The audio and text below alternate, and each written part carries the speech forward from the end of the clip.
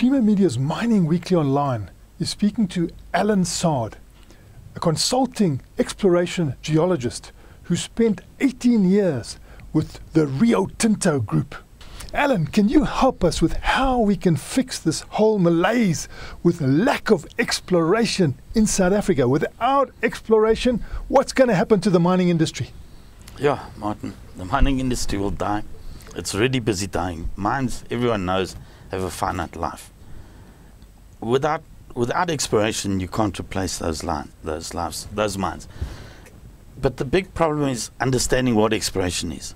That problem exists throughout the industry, throughout the government especially. So unless you understand what it involves and how you go about doing exploration, you can never fix a problem. So you've got to make the ease of exploration, the entry levels to exploration, so much easier so that people can come in and develop new mines and find new mines. You know, at the moment, all that's been done the last 2 years is the semi-advanced projects they've taken and tried to develop them into mining stages. But there's no grassroots, no greenfields, no new projects coming on because of the complexity of the application system. So we have to try and fix that. And you can only simplify it if the people dealing with it and processing your applications and making those laws understand what exploration involves. And what does exploration involve? Yeah, it can involve from just collecting soil samples, flying aeromagnetic surveys, which are low impact on the environment. It can involve drilling 1 or 2 boreholes to test conceptual ideas, and if they don't work, you walk away. If those samples return positive results, if your aeromag, for example, return positive results, if your drilling returns positive results, then you go to the next phase. So it's a phased-in approach, and then you do more drilling and you do more work and more structural interpretations or whatever is necessary until you eventually develop what is an economically viable ore body. That's the aim, so that you can then hand that over to the engineers who will then develop it into a mine, and you step back and you start looking for the next deposit. So for every mine that closes, you should have a string of new mines waiting to replace them. And so you've got to start off with an application for a prospecting license. And how do you know what is available in the country? Well, that's what they teach you as geologists. There are maps available. So we've done, the council, when they were the geological survey, that still did fairly good work in mapping the country. So you have maps, and that's what geologists do. They take these maps, they develop conceptual ideas, they then go and test those ideas and build them up from rock bottom, knowing nothing, testing an idea, to developing a mine. And 1 in 1,000 of these projects will ever succeed. But if you don't do that, you're going to have no success. You know, if you don't have a line in the water, you won't catch fish. And that's what's happening at the moment. You know. But how come, you know, other mining jurisdictions seem to have got the exploration momentum in place, and we haven't? Yeah, absolutely. But they've learned from other people. So they go to the best and they learn and they apply those ideas. You know, firstly, you need to know where is ground available. Where can I start? So you've got this idea, but who owns the ground? He has the area, but is it taken by someone else? Is it not? That's your first step. You can't go and prospect on somebody else's land.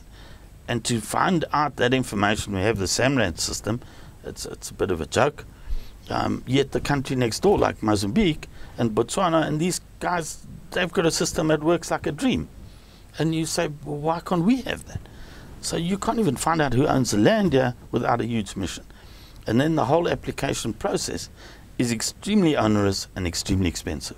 So the poor junior guy or the small black entrepreneur that wants to develop something just can't afford it. And in the legislation, is there any reference to growth and an upscaling of the mining industry? Oh, no, unfortunately not, because the guys that wrote the MPRDA at the time, I don't think understood exploration either. So it deals with prospecting to an extent, reconnaissance permits, and it deals with downscaling of mines. There's no upscaling. There's no thing as to encourage development of new mines. There's no upscaling. You know, downscaling is a negative thing. Why do you want to think negative? You must always be positive. Think positive and act positive, and you get to the top. Think negative, you're going to drown. You know, currently our minds are downscaling. But what's there to replace them? Is nothing. And does the private sector give any input here in the form of the Chamber of Mines of South Africa? No, the Chamber, I'm afraid, is exactly what it says. Chamber of Mines. They represent mines. There's no one that represents the explorationists. They have a small section that really doesn't do anything. So in terms of the charter, they complain about the things related to mining, but nothing relating to exploration. And should we have the Canadian equivalent, what the Canadians have got, the PDAC, would that help? Yeah, absolutely. Absolutely. Where young juniors can come and bring their ideas and share them, and the guys that want to invest can buy them and, and invest in their projects. Yeah, that would really help. And we see that the Canadians have got a flow-through scheme. How does this incentivize the exploration side of the mining business, and is it a good system? It's a very good system, Martin, because they've got a flow-through share system, which is quite a complex thing to explain. But these guys can list on the stock market, they can raise funds, and they can put these funds into exploration. I wouldn't put my money into exploration, and I don't think you would either. So you need these sort of guys. So every guy puts a little bit into a company that's put a portfolio of projects together, and they think, okay, it's high risk money, but let's take a shot at it. So you're not going to put all your savings into one. All your, the moms and pops would not put all their money into one thing. They'd invest out of a broad aspect.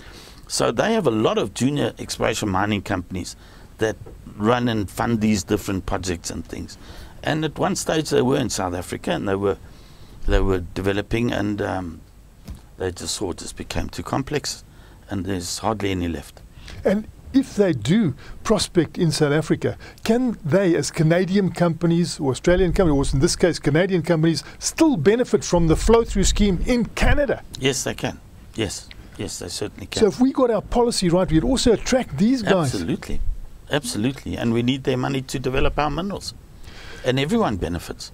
I mean, you need mines to especially in the rural areas where we find the mines, you get the poorest of the poor. And these are the people that need upliftment. And so exploration really is at the very bottom end of the value curve of the mining industry. So you have to be very special people to come in there, and you need to give them some sort of incentive in South Africa. But all we've got in South Africa is sort of red tape. How can we cut through all the red tape? Yeah, it's very, very difficult. Unless you start at the bottom, and it's very high risk, you've got to rewrite the whole application system. You've got to make it simpler.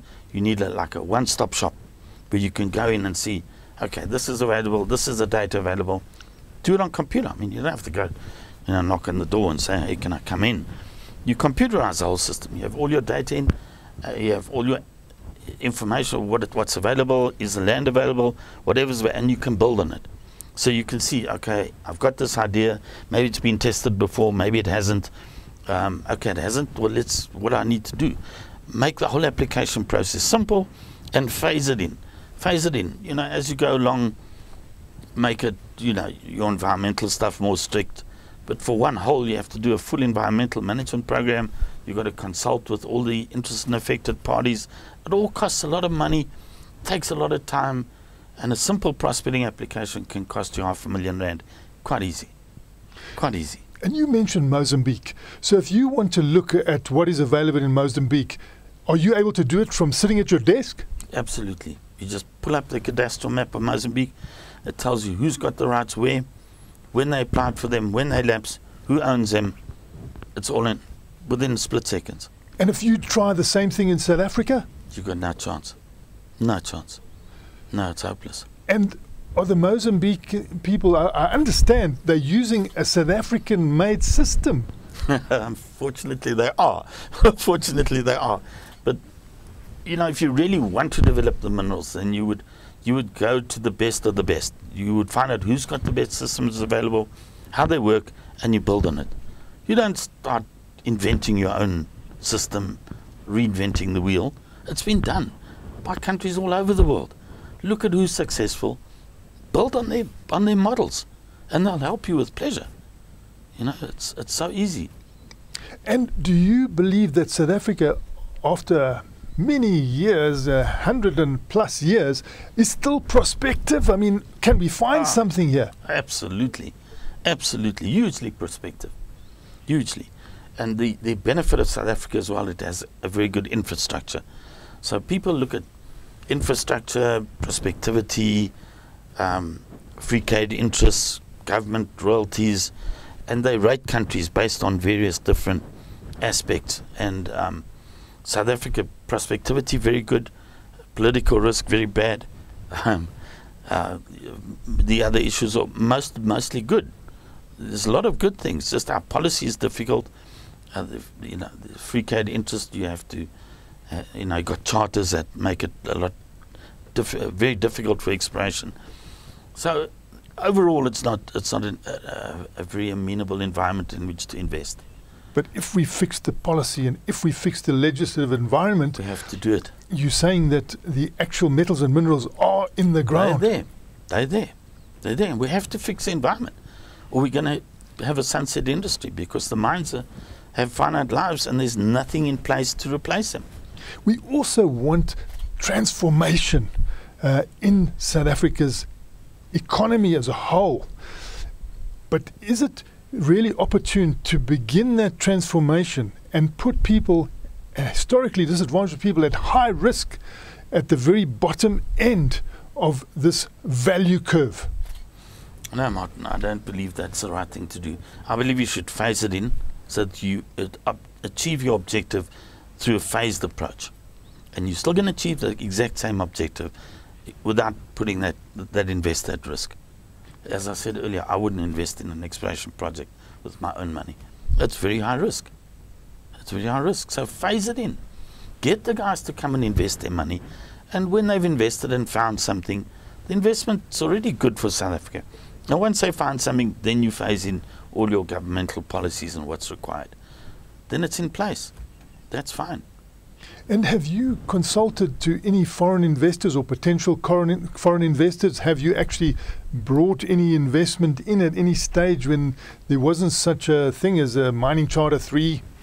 Yes, Martin, yeah, I represented the Foreign Investors Mining Association. At one stage we had 23 members and we did very good work, and eventually we had to close the organization down and the investors just disappeared. You know, and the charter came in.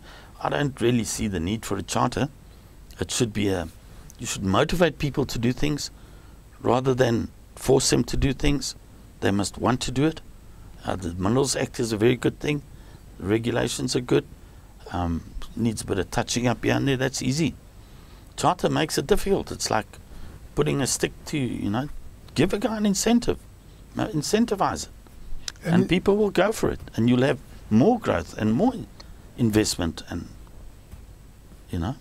And instead of having to reinvent the wheel, could we learn a lot from what is happening in other mining jurisdictions, and then mold our policy and legislative framework around what has been successful? Absolutely, but you have to have the will to do that. You have to have the will to do that. You need the officials that are going to do that must understand exploration.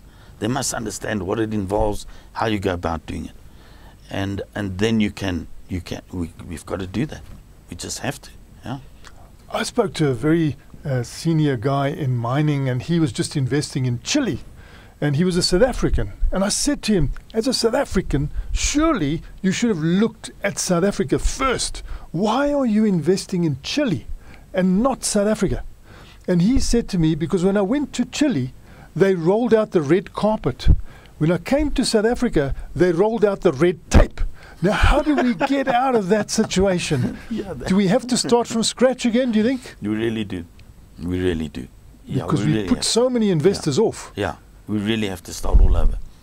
And is there any one country that we could possibly look at that we could learn the most from? Yeah, Chile, Peru, Argentina. Is doing... Yeah. Even Peru. Argentina is coming through now. Yeah. And we've Australia, Canada. That was Creamer Media's Mining Weekly Online, speaking to Allan Saad, a consulting exploration geologist.